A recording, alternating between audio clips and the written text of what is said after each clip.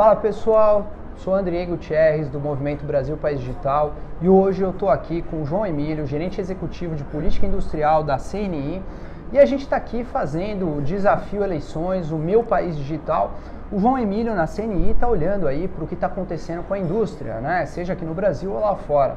João Emílio, fala pra gente como é que você está vendo, como que a indústria está se transformando e o que um governo pode fazer para otimizar e melhorar essa transformação industrial, digital da indústria. Legal, Andrei, super importante. Inclusive, a gente fez um dos projetos que a gente fez para as eleições, né, de 4 em 4 anos, a CNI trabalha nisso. É inteiramente dedicado a essa agenda de digitalização e indústria 4.0.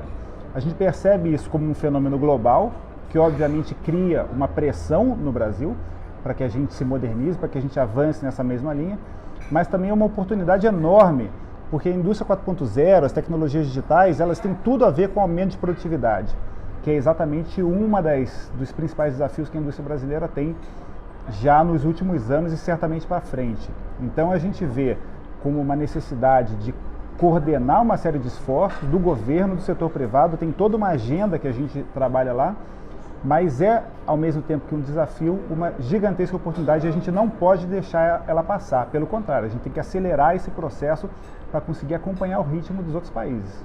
Muito importante. E o que está acontecendo dentro da indústria? Você pode explicar o que a gente fala muito em indústria 4.0, o que é isso, grosso modo, para o nosso público entender? A gente, para tentar assim, traduzir isso aí de forma mais sintética, a gente tem chamado de indústria 4.0 essa incorporação em massa de tecnologias digitais na produção industrial. Tem uma série de tecnologias, tem internet das coisas, tem inteligência artificial, tem impressão 3D, enfim, mas são tecnologias que podem ser combinadas e tornam a produção muito mais eficiente, muito mais inteligente, muito mais flexível, e isso tudo dá vantagens competitivas muito grandes para as empresas que entrarem nessa linha e, ao contrário, pode criar barreiras muito grandes para as empresas que não perceberem isso e não fizerem esse movimento, esses investimentos para se digitalizarem, para se tornarem o que a gente tem chamado de 4.0. Se a gente olhar, chama a indústria 4.0 em referência ao que seria a quarta revolução industrial. Mas se a gente olhar lá para a primeira, né, do século XVIII, aquelas tecnologias ali do motor a vapor, elas levaram décadas e décadas para se disseminarem para toda a indústria. A segunda, energia elétrica, já foi mais rápida, a terceira já foi mais rápida. Então essa agora tem que andar rápido, né, porque o resto do mundo está indo, a gente tem um mundo globalizado, tem comércio exterior, tem empresas de fora no Brasil, tem empresas brasileiras se internacionalizando. Então a lógica é ou vai, e tem que ir rápido.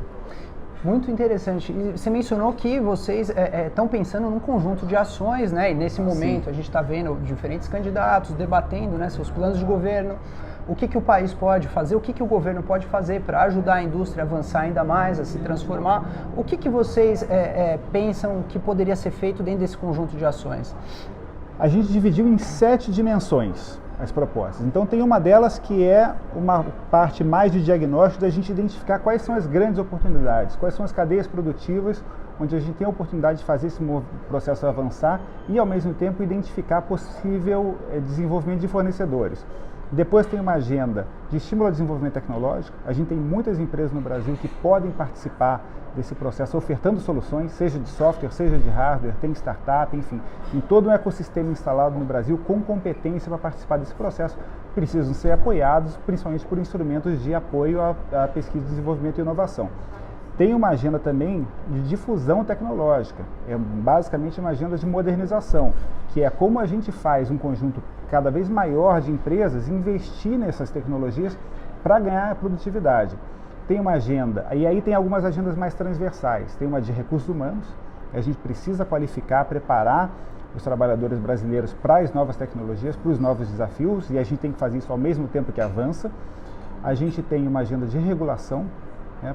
Tivemos a discussão agora super importante que a gente usou muito aqui esse espaço do Brasil País Digital, que foi a agenda de proteção de dados, mas tem a agenda também de cibersegurança, tem uma agenda que envolve até a área de telecomunicações, que é importante para estimular a banda larga, e aí, falando em banda larga, é um desafio de infraestrutura também, e tem finalmente um desafio que é a coordenação de ações. A gente tem a digitalização podendo impactar uma série de atividades na economia brasileira. Pode impactar a saúde, pode impactar a eficiência energética, pode impactar a mobilidade urbana, e a gente tem um conjunto gigantesco de atores no setor público e no setor privado que cuidam dessas agendas. Se tiver uma coordenação, a gente consegue usar os investimentos necessários para oferecer melhores serviços para a população, para gerar demanda, para gerar escala, para desenvolvimento tecnológico no Brasil também. Então são 7 pilares, não é fácil coordenar isso tudo, mas a grande oportunidade que a gente tem como país é a gente conseguir olhar para essas 7 dimensões e avançar com elas em paralelo.